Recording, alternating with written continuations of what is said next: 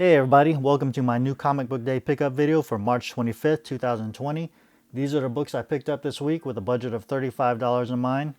As far as the $35 budget goes, I decided to spend a little extra this week since who knows when the next new comic book day is, and also to help out my LCS a little bit.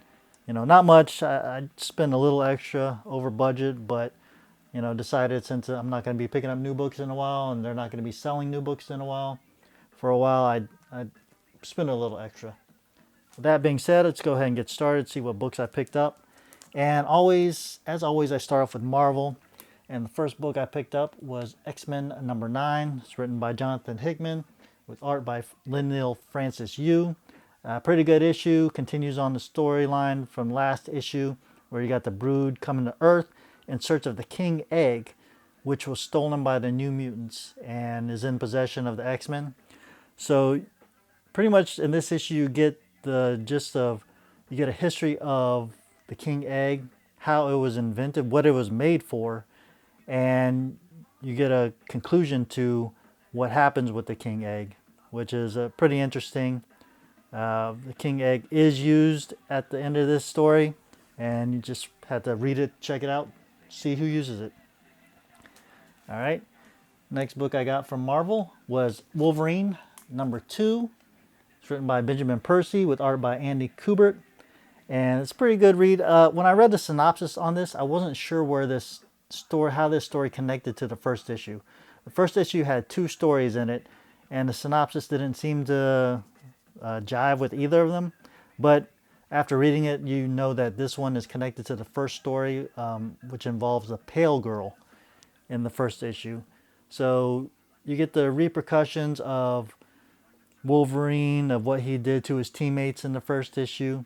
You also see him trying to seek the pale girl and find out what is going on, and him doing some detective work. And at the end of the story, you get a little twist. So pretty good read. Enjoyed it. I'll probably pick up number 3 whenever it comes out. All right, next book. Got Star Wars Bounty Hunters number 2. I got the 40-year anniversary Empire Strikes Back variant because I love the AT-AT vehicles. Very cool vehicles. I got a couple of them. One I bought back I didn't buy. My parents bought me back in the 80s, and then one I bought back in, I think, early 2000s, late 90s. So I got 2 AT-ATs in my collection. Very cool vehicles. But the story on this one, you got Valance trying to find Nagano Lash because there's a bounty on her, and he wants revenge for her betrayal during a mission that involved Boba Fett, Bossk, and some other bounty hunters. Well, this story continues with him trying to search for her. It also gives an insight, kind of a flashback showing maybe the reason why Nagano Lash did what she did in the first issue, because you get a flashback showing pity on somebody trying to escape the Empire. So pretty good issue. End of it, you get a little cliffhanger. So enjoyed reading it. Most likely will check out number 3. All right, next book from Marvel is The Immortal Hulk. This is number 33. This is also legacy number 750 for The Incredible Hulk. Enjoyed this one. I haven't been keeping up with this. I stopped reading this after issue like 25 because it kind of went out of whack for me. But this one was pretty good. Get the horror back in this one. You're delving into the Hulk's mind, and you see the kind of the brainless, not so smart Hulk take over because he's on a mission. I guess his mind had gotten taken over by this white furry creature named Zimnu. So he breaks free of that, and he goes on a mission to go destroy this creature. And you get another twist at the end of this one, So it's a pretty good read. I enjoyed it. Got the horror aspect once again. And there is a twist at the end. One of his partners or one of his team is not who they seem. You have to check it out to see who it is. All right. And the final book I got from Marvel was Incredible Hulk number 182 facsimile edition. And I had to pick this up because I got As you can see, 180 and 181 had to complete the first story arc of the Wolverine. And that's it for Marvel. Moving on to DC, I got Batman Curse of the White Knight. This is book 8, the final chapter. I got the Joker variant, written by Sean Gordon Murphy with art by Sean Gordon Murphy.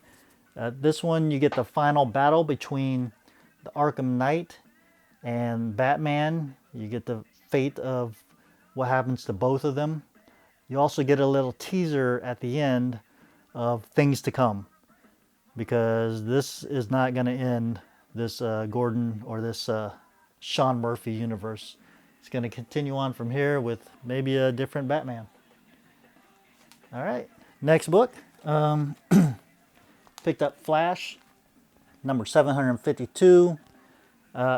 Started reading. I enjoy the Paradox character as a villain. Pretty interesting villain, so I picked up 751, see where the story is going. And in 751, Paradox blasts the Flash into a different universe. I don't know where he gets sent to, but in this issue, you see it's kind of like a Flash heaven, but it's not real. And from there, he ends up in a Flash hell. And from there, it's interesting story. I'll check out number 753, see where it's going from there. But the Flash needs to get the help from Ebor Thawne in order to destroy the Paradox. So, pretty cool. And final book I got from DC is Batgirl number 45. It's not a book I regularly read. It's not one that I haven't picked this one up in a while, but decided to check it out. Pretty much you got Barbara Gordon. She's trying to find out, there's this kind of liquid metal, a gold metal that's on the streets that is pretty much taking over the bodies of people. Well, somebody's experimenting with this metal and using it on people's bodies to sap the energy from them. It's kind of confusing. I guess I'd have to read the issues preceding this to see where it came from. And they got this other character in here. I don't know if she's a new bad guy, but it's a little interesting. I don't know if I'll pick up number 46, but it was, I don't know, it was all right. All right, and that is it for DC. Final book I picked up this week, my indie book, and this is from Boom Studios. I believe it's Boom. Yes, Boom Studios. And this is Once and Future, number 7. I went with the Jenny Frison variant. Love that cover. Love the colors on it. I hate that glare though. See that? Very nice. Pretty much this is the second story arc of Once and Future. You got Duncan, the protagonist on this. He's doing missions to help, I guess, find King Arthur and stop his attempt to take over the world. You got Galahad gets transformed into this monster type knight, in which Duncan ends up fighting. Very good issue. I enjoyed it very much. It's leading into more things, and I'm definitely going to keep on going with this series. Very good read. So that's it. Those are the books I picked up this week. Like I said, this is going to be the last New Comic Book Day haul pickup for a while. I hope it's not that long. I hope everything goes back to normal soon. I hope everybody out there is staying safe, staying healthy. And if you guys watch this video, I appreciate you guys checking it out. Besides that, thank you guys for watching. If you enjoyed it, please leave a thumbs up. If you're not subscribed, please consider subscribing, hitting the bell for notifications, sharing the video. If you want to check out my collection, go to Instagram at icollectalot. I got a link in the description below. I got all the things I pretty much collect posted there. It's kind of a catalog of all the things I collect. So check it out. And you guys stay safe. Stay good to each other. Do that social distancing thing. Stay inside, read your books, and take care. I'll talk to you again later. All right? Bye.